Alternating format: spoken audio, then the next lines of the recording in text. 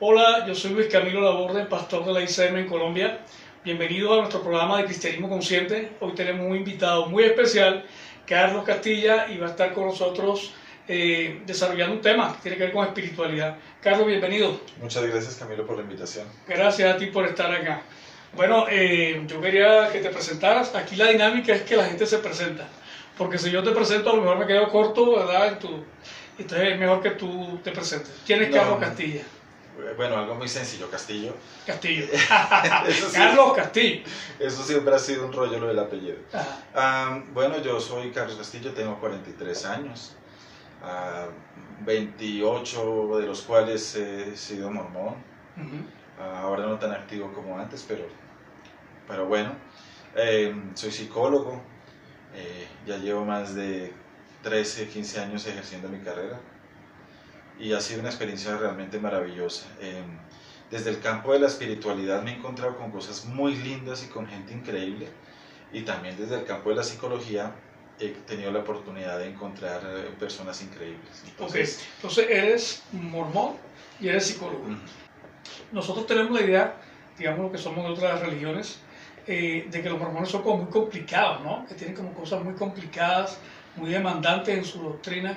¿Cómo logras tú conciliar ese espíritu activista y contestatario con tu religión? Realmente ha sido una lucha, porque sí tienes razón, hay una exigencia bastante interesante frente a todo, en cuanto a tiempo en dedicarle a la iglesia, a la familia, al llamamiento que tenga la gente en la iglesia, entre otras cosas. Ya desde el tema ya de activismo, por decirlo de alguna forma, ya ha sido un complique, porque me generó un choque fuerte con líderes, con personas, y yo pensé que iba a ser un rompimiento bien fuerte, pero lo que me ha sorprendido es que he encontrado una gran cantidad también de aliados dentro de la iglesia, que entienden un poco más las dinámicas que nosotros vivimos, que no me juzgan, que no están en mi contra, sino que por el contrario me apoyan, preguntan, quieren saber más. Bueno, ¿y en qué consiste, digamos, Bueno, el problema con la iglesia radica principalmente en el fundamentalismo, por decirlo de alguna manera, que es presente en diversos credos también, ¿no? En la fuerte homofobia que hay en el tema. ¿Tú eres activista de la comunidad LGBTI? Sí. Pues dirijo Afirmación Colombia, que es el grupo de mormones LGBT, sin embargo, pues tenemos apertura para otros credos. Y eso ha sido interesante porque, como te digo, he encontrado aliados, pero también he encontrado gente que prácticamente y satanizan el tema de una forma fuerte. Entonces es como ese contraste. Pero has desarrollado un ministerio, Afirmación. ¿Qué afirmación? No afirmamos. Afirmación. Siempre me enredo. Sí. Afirmación. Afirmación es un organismo internacional, ¿verdad? ¿Tiene sede en dónde?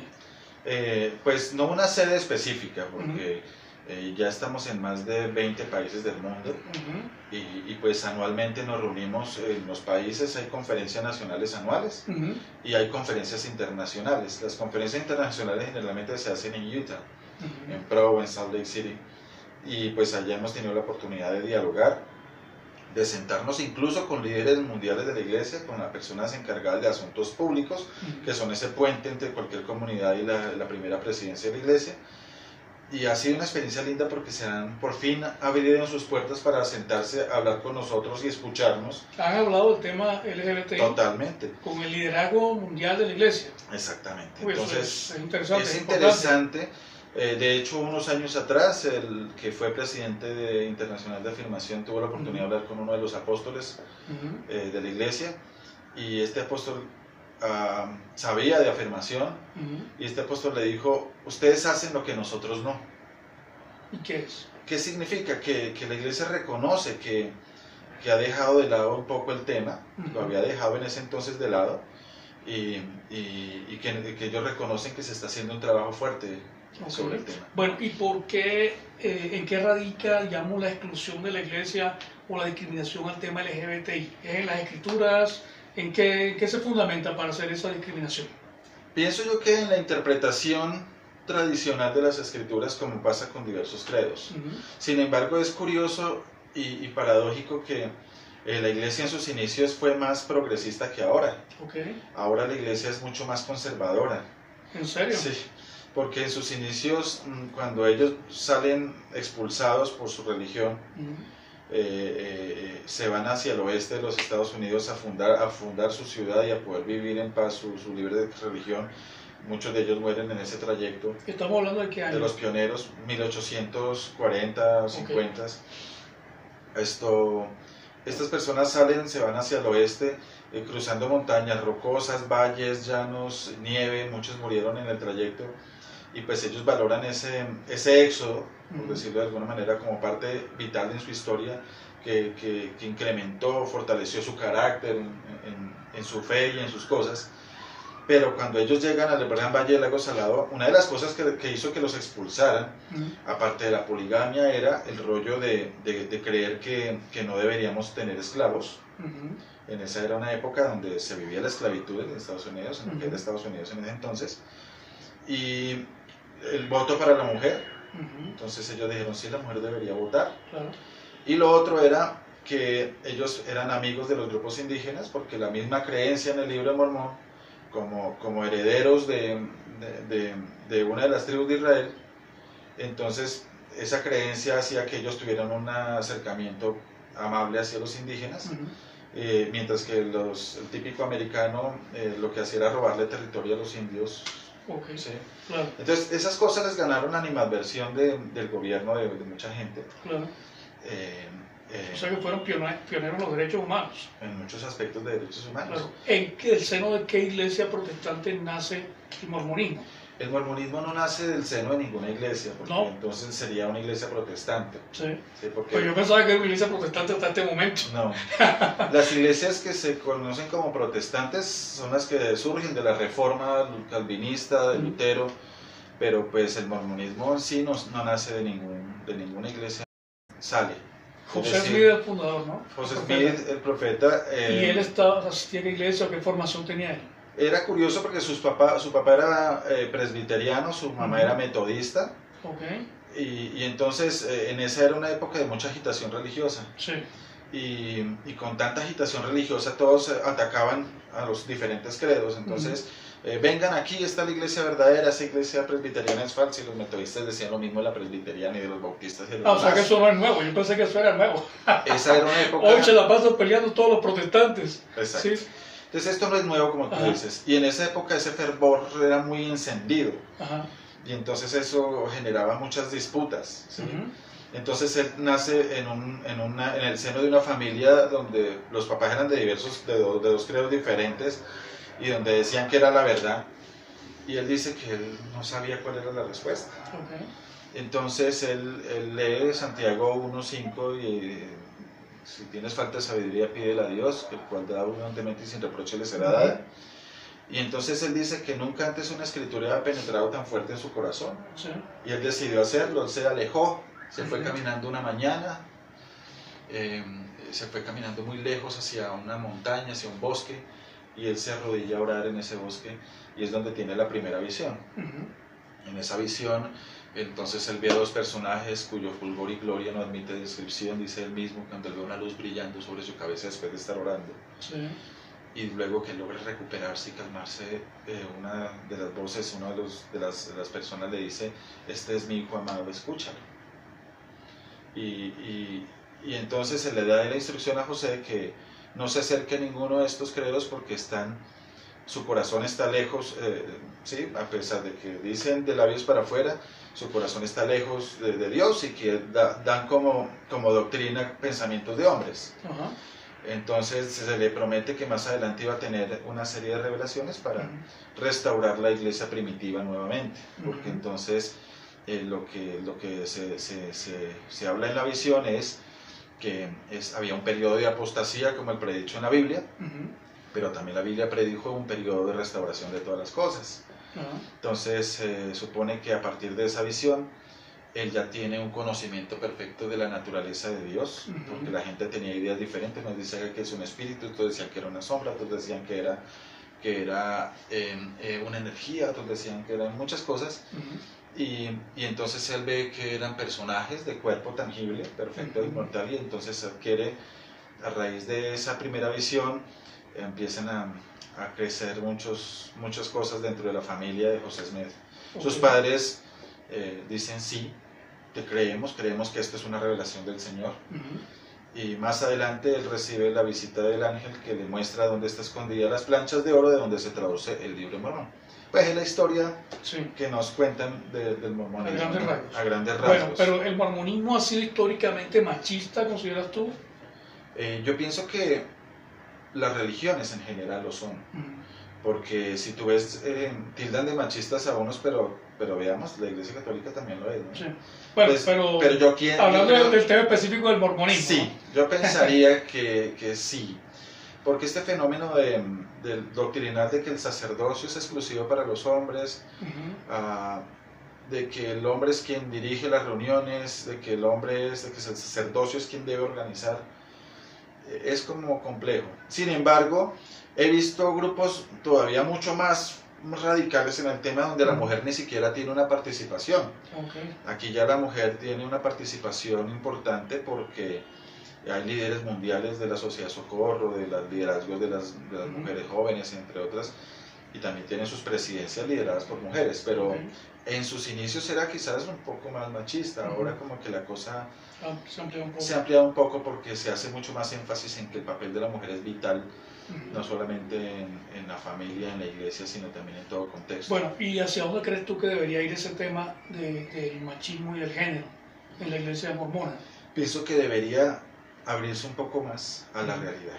Si todos nos damos cuenta, el tema LGBT la gente, lo tenía la gente como un tabú, antes de los eventos estos que dieron origen a todo el movimiento LGBT, ¿no?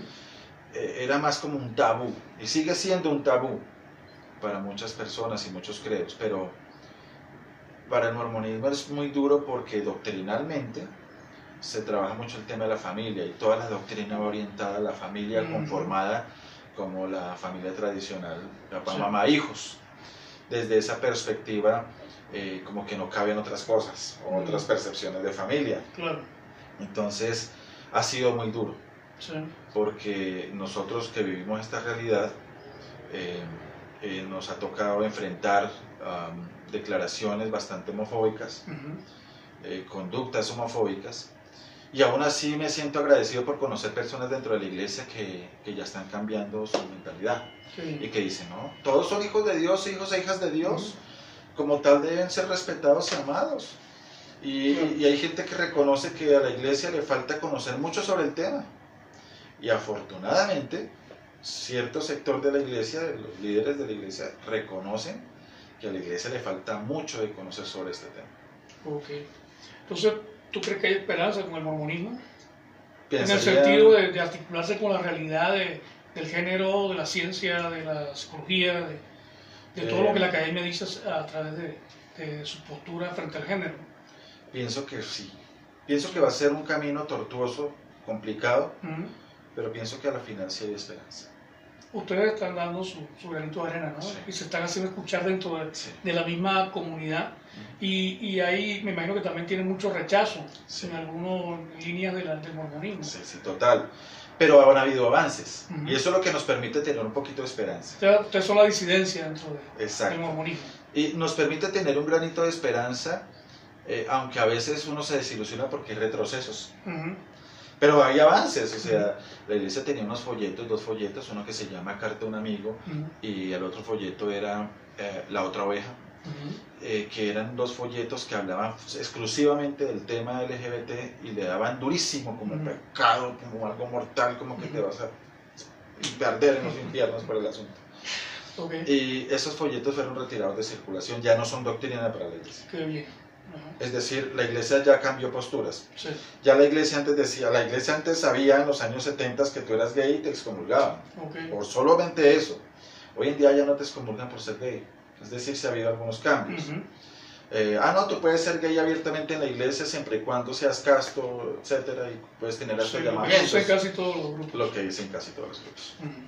Pero entonces Ya dicen que el solo hecho de ser gay o tener una atracción hacia una cosa o la otra no necesariamente es pecado.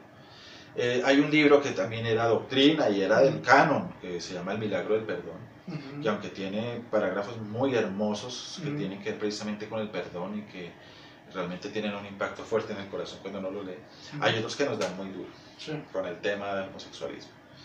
Y lo dan también muy fuerte, también ya fue sacado de circulación. Ya la iglesia se dio cuenta que estos manuales, que este material hacía daño y llevó al suicidio a algunas personas. Uy, grave. Sí. Ya lo hemos visto, ¿no? Por el tema de la culpa, Claro. Lo hemos visto ya muchos. Sí, frecuentemente se presenta ese acoso a los homosexuales y además un acoso hipócrita. Exacto. Porque muchos líderes están acosando a los jovencitos pero para tener sexo con ellos. Total. No para sacarlos de la homosexualidad, ¿verdad? Y en el púlpito tienen un doble discurso. Sí. Eso debe acabarse. Eso debe acabar. Si nosotros somos partidarios de que la gente puede ser feliz y que la gente debe ser feliz. Claro. Y nosotros somos conocedores que incluso debe haber mucha gente en el liderazgo que lo es y que está viviendo una vida de mentiras por querer encajar en la sociedad, en lo que te diga la iglesia, lo que te dictaminen, y son pocos los valientes que han salido a la luz. Claro. Una pregunta, a ver, de esa polémica que aún los LGBTI no tienen un consenso. ¿Tú crees que la homosexualidad es natural o es aprendida, un constructo social? Bueno, yo soy psicólogo. Ajá, ok. Y yo sí hago vamos a escuchar la versión de un psicólogo. Yo hago la distinción dentro de lo religioso y lo académico. Ajá. Para mí, en mi postura personal, no es ético que yo mezcle las dos cosas. ¿Sí? Que entonces, bueno, yo voy a tratar a una persona gay, pero yo soy psicólogo y soy cristiano, soy creyente, entonces, mira, hay que orar y también hay que hacer esta terapia conductual, pero también hay que pedirle perdón a Dios porque te vas a condenar porque las escrituras dicen. Claro. No puedo mezclar las dos cosas, no, en mi opinión no es ético, no es ético. Yo no puedo meterle a la fuerza a la gente de la religión, claro. Incluso en terapia, no debo hacer, no me parece correcto. Entonces, yo he leído las posturas, ya las tenemos muy claras, las posturas de los creyentes y de la fe y de las iglesias frente al tema LGBT, pero los temas desde la ciencia también hay unas posturas muy claras. Claro. Y yo veía documentales donde demuestran que en los mamíferos la conducta homosexual está presente. Claro. En machos y hembras. Toda la conducta, bisexualidad, transexualidad incluso. Exactamente. Entonces es sorprendente porque, y ya si tú lo miras con una mirada un poquito más objetiva, si fuera una conducta exclusivamente humana, ya uno tendería a pensar otra cosa, que de pronto la gente elige. Pero cuando tú lo ves que es presente en la naturaleza, en todos los mamíferos, y somos mamíferos, claro. Entonces ya tú dices, caramba, mira, esto no es una rareza, esto ha ocurrido en la historia de la humanidad y en la naturaleza misma. Claro. Entonces yo ya me quité ese tabú, ya me quité ese esquema religioso y ya digo, no, esto es algo con lo que la gente nace. Yo pienso que como cuando se nace negro, asiático, pelirrojo, las personas crecen y descubren que hay unos sentimientos ahí, una orientación natural específica, sí. Y pienso que eso es así. Claro. Si tú miras todos estos casos de estudios con personas intersexuales, o que nacen con los dos genitales, uno más desarrollado que el otro, y que en el momento de crecer la persona se le han tirado la vida porque el médico dijo, no, mochémosle el pene y los testículos y que sea niña, y resulta que cuando crece era niño. Y se le destruyen muchas cosas a las personas. Claro. Ya por eso creo que hay leyes en algunos países donde estas personas deciden eso cuando crecen y cuando descubren quién son en realidad. Claro. Entonces todos esos estudios también nos arrojan luces sobre las personas trans incluso. Claro. Y la disforia de género es una realidad. Yo creo que es bueno que nosotros veamos que un médico, un psiquiatra no va a ser tan antiético de generarle a una persona un tratamiento hormonal, porque sí, por simple capricho de la persona.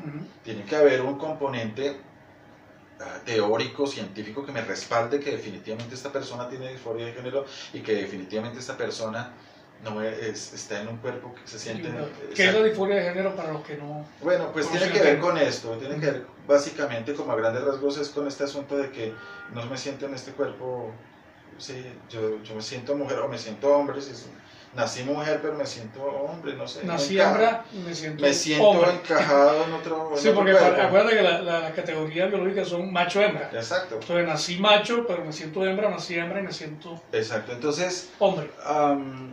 Y hay casos y estudios en niños que sin que tú le modeles con un papá perfectamente creyente, cristiano, una familia modelo, pues como la sociedad lo pide, en nuestra sociedad occidental la pide, y resulta que el niño o la niña rechazan todo ropa, toda caracterización del sexo con el que nació y dicen, no, yo no me siento así, yo me siento esto. Mira que en mi familia hay un caso bien particular, muy cercano a mí, de un hombre criado por mujeres, hijo menor de una familia de 8 hermanos, y que fue criado solamente por mujeres, por su mamá hasta cierta edad, por su madrina hasta cierta edad, y siempre rodeado de mujeres. Mira, más masculino, más macho y con un rol más machista, digámoslo así, no. O sea, es imposible. Total. Entonces, eso de que a mí me criaron mujer me vuelve homosexual, eso es una hipótesis eso no es absurda. Cierto. Eso es absurdo. Hay algo que viene en el ADN, ¿verdad? En la constitución biológica de las personas. Sí, exactamente. Y que no se ha querido aceptar. Y lo otro es, por ejemplo, me haces acordar de esta discusión sobre el abuso sexual. No todo hombre, niño, que cuando era niño fue abusado sexualmente, va a crecer como una persona homosexual, ¿ok? Claro. Y no toda mujer que ha sido abusada o violada en su niñez, accedida carnalmente en su niñez, va a crecer como lesbiana. Claro, Entonces eso no tiene que ver. Sí. Así como también la gente tiene esa concepción errónea de que si la persona es trans, entonces tiene que ser homosexual.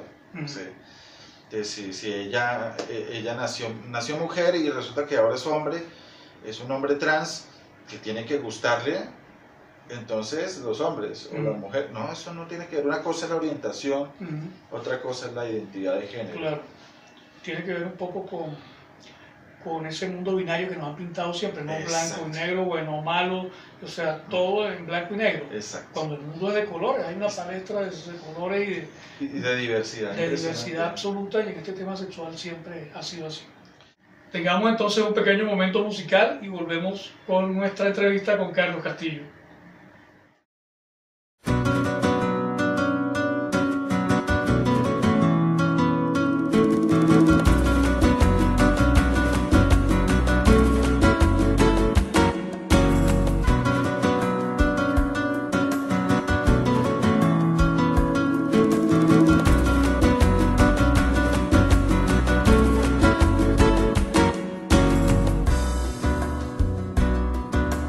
En medio de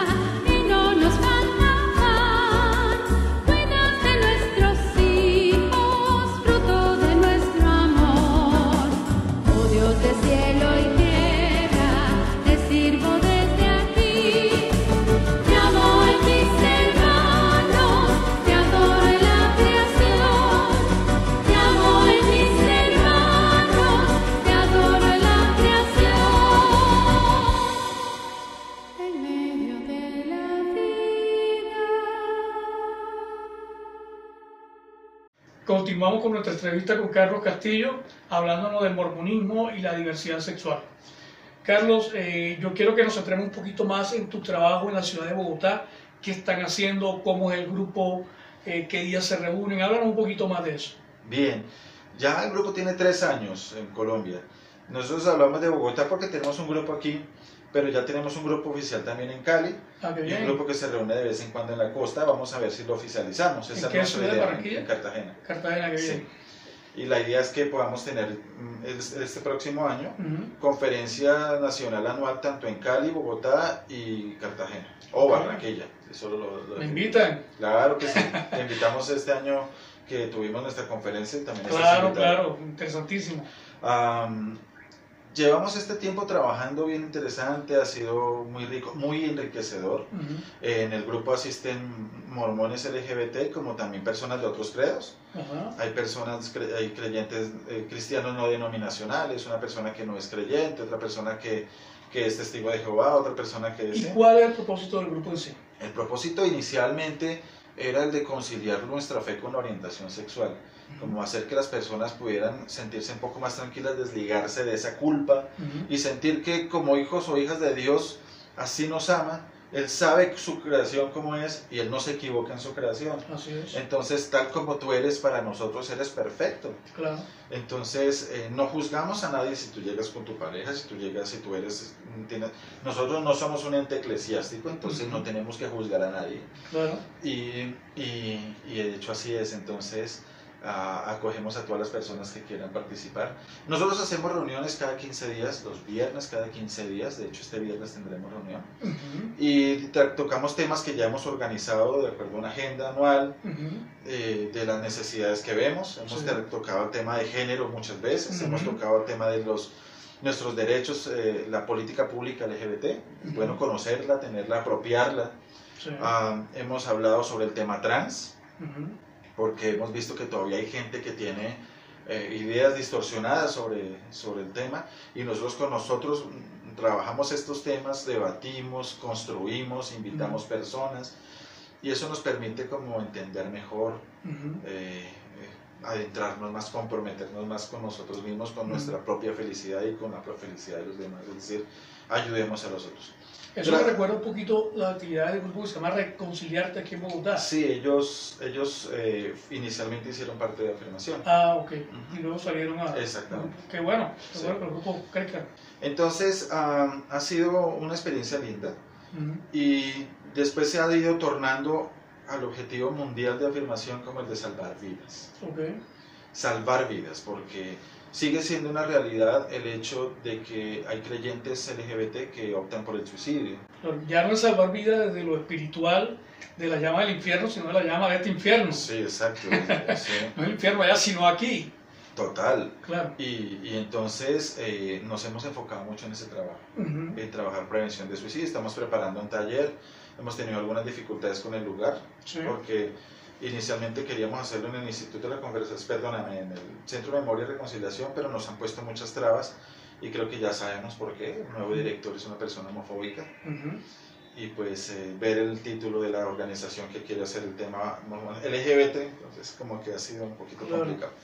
Pero bueno, ahí seguimos en la lucha. Vamos a hacerlo antes de noviembre, o en el mes de noviembre. Ya tenemos elaborado el taller y las personas organizadas para el tema. Nos va a ayudar el grupo Enigma. Una de las chicas del grupo Enigma que estudia psicología con chicas de su facultad. ¿Enigma qué es? Es un grupo de chicas LE. Ok, interesante. Sí. Y te pregunto algo, ¿cómo ves tú el ambiente religioso LGBTI? O sea, el nivel de inclusión o de grupos que trabajan con inclusión religiosa en la ciudad de Bogotá. En la ciudad de Bogotá me parece bien. No quiero lanzar juicio, me parece como que se está trabajando. ¿Por qué? Porque yo conozco el grupo de Reconciliarte, y creo que están trabajando por el tema espiritual. El grupo Kinship, de Adventistas, también está trabajando fuertemente. Nosotros dialogamos mucho y tenemos una amistad muy cercana con el líder de Kinship, con el tema de la comunidad San Sebastián para los que son católicos. El padre Iván, el reverendo Iván con la iglesia anglicana, está trabajando fuerte con el tema también. Veo personas muy interesadas y adentradas en moverse desde lo académico también, como Fidel, católicas con el derecho a decidir. Fidel Mauricio, me quedaste mal en la entrevista, pilas, tú eres el próximo. Sí, él es un hombre que admiro mucho. Sí, vale la pena muchísimo. Escucharlo. Y me parece fantástico porque también hay grupo judío. Entonces ya hay un grupo judío. Este muchacho judío, no recuerdo el nombre en este momento, lo está trabajando. Laura, desde el GAD, la directora del grupo de apoyo a personas trans, ella es judía y ella también ha trabajado el tema. Entonces pienso que sí, se está trabajando. Claro. Pero lo triste es que solo estamos haciendo en Bogotá. ¿Qué pasa en otras ciudades del país? Tú sabes que yo estuve en Barranquilla un año y el ambiente es muy pesado. Sí. Hay mucho tradicionalismo, mucho machismo, las iglesias cerradas, poco apoyo también para trabajar. Yo tuve que venir a Bogotá precisamente por esa circunstancia. La provincia está muy cerrada a la inclusión religiosa de la comunidad LGBTI. Y yo he visto, por ejemplo, que Kinship, por ejemplo, ya tiene grupo organizado en Medellín. Ah, qué bien. Y nosotros ya tenemos grupo en Cali y próximamente en la costa y en Bucaramanga. En Bucaramanga ya tenemos un grupito que estamos conformando. Entonces, pienso que sí hay que trabajar al abrirse. La política pública LGBT antes era de Bogotá, ahora es una política pública nacional y tenemos que hacer que la gente se apropie de eso y empiece a pelear por sus derechos, a exigir sus derechos. Y del mismo modo, estos movimientos espirituales son necesarios para todas estas personas que todavía siguen teniendo esos sentimientos de culpa y que no saben que existimos grupos como estos. El grupo que tú estás manejando también, lo que tú has hecho en Barranquilla, tu trayectoria en la iglesia a La Puerta. La Puerta cuando se fundó en el 2005. Tú eres prácticamente de los precursores en el trabajo espiritual con personas LGBT, tú eres un pionero en ese campo y pues yo pienso que hay mucho que hacer. Pero bueno, la meta, hablábamos antes de grabar el programa, es iglesias incluyentes, no iglesias LGBTI. Sí, me parece que es importante que las iglesias sean incluyentes, porque si tú haces una iglesia LGBT exclusivamente, también te estás como autosegregando, como que también estás dejando que sea exclusiva de esto y no puede entrar otra persona. Lo verdaderamente incluyente involucra personas de todos los géneros, orientaciones, etcétera. Incluso las personas heteros son bienvenidas. Nosotros hemos tenido en el grupo de afirmación gente que llega a conocer y a saber y son heteros. No, y el primer transgresor fue el Maestro Jesús, ¿no? Exactamente. El primer transgresor que hablaba con mujeres, que se dejaba tocar de las prostitutas cuando eso estaba prohibido por la ley judía. ¿Sí? Era un hombre completamente transgresor, pero lleno de una espiritualidad y de un amor que rompía todas las barreras. Y eso no lo vemos actualmente, ¿o sí lo vemos? No, no lo vemos. No lo vemos en las iglesias. Es muy poco lo que se ve. Entonces, a mí me parece lindo el trabajo que tú has trabajado en Barranquilla con lo que se hizo. Me encanta, por ejemplo, el padre Iván, el reverendo Iván, no sé, creo que la gente sabe su orientación abiertamente y le da la bienvenida a todos. Entonces, me parece bonito el trabajo que está haciendo el pastor John Botilla en la iglesia metodista, y falta mucho, ¿no? Es decir, todos ellos van a venir acá al programa. Me parece que falta mucho. Pero yo soy un ambiente, mira que estuvimos en una reunión hace 2 días y con grupos religiosos que trabajan el tema LGBTI desde la inclusión y son más de 40 grupos identificados. O sea, son 26 que están haciendo un activismo muy fuerte y en total son 40 grupos. O sea, ya hay un movimiento, ya hay una reacción de las personas conscientes acerca de la inclusión que debe haber en las religiones para la comunidad LGBTI. O sea, la gente está como peleando con algo natural, como es la diversidad sexual. Eso tiene que acabarse. Claro que sí. Invítenme a esos Está incluido grupos. desde ya. Sí, invítenme, me gusta ser partícipe porque yo aprendo mucho de todos ellos. Claro que sí. Y mira que también hay una cosa importante que es la relectura bíblica. Las iglesias le tienen pánico a releer las escrituras, los libros sagrados, y no solamente a releerlas, sino a reinterpretarlas. ¿Sí? Es que no es lo mismo como veía el mundo mi bisabuela a como lo veo yo. ¿Sí? Y nos quedamos con las interpretaciones antiguas de hace 200, 300, 500 años. Y yo pienso que el interés ahí es como el mantener esas posturas tradicionales y darle gusto a todo este público que está yendo a las iglesias, que son de generaciones que todavía no entienden el tema o ya no lo van a comprender. o no tienen disposición a aprender. También como por darle gusto a ellos, no me parece. Yo pienso que debe ser como es. Si realmente tú tienes la certeza de que Dios es un Padre amoroso que ama a todo el género humano, sin distinción, sin distinción. Claro. Y eso que tú planteas de la relectura, la reinterpretación, es berraco, es muy difícil, la gente es muy cerrada, hay grupos tremendamente cerrados, no solo al ecumenismo, a todo. Tú hablas con personas testigos de Jehová y están completamente paniqueados. No, yo no puedo hacer que se entere, claro, porque me expulsan, porque mi familia me deja de hablar. Y tú sabes que el miedo es una herramienta de manipulación, ¿no? Es la más grande herramienta de manipulación que hay. Entonces es muy triste.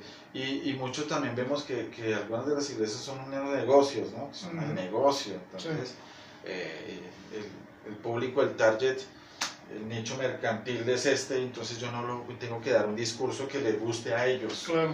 Ahora mira el rollo de la política. La política se ha centrado mucho, este uribismo se ha centrado mucho en utilizar la fe para manipular y para generar esos miedos y para mantenerlos y para darle gusto a unos sectores conservadores que a la final ya se están dando cuenta que están siendo utilizados para los votos y para perpetuarse en el poder, pero que a la hora de la verdad no hay un interés real por el pueblo. Y seguimos con las vendas puestas en lo político, y lo político ya está mezclándose con lo religioso. Estamos retrocediendo. Se supone que esto es un país laico en el papel, pero a la hora de la verdad no, yo creo que debe pelearse por ese laicismo. Claro que sí. Bueno, Carlos, muchísimas gracias por haber venido. Bueno, han sido muchos los temas que hemos tocado, han quedado apenas así bosquejados, pero bueno, en otra ocasión te volvemos a invitar.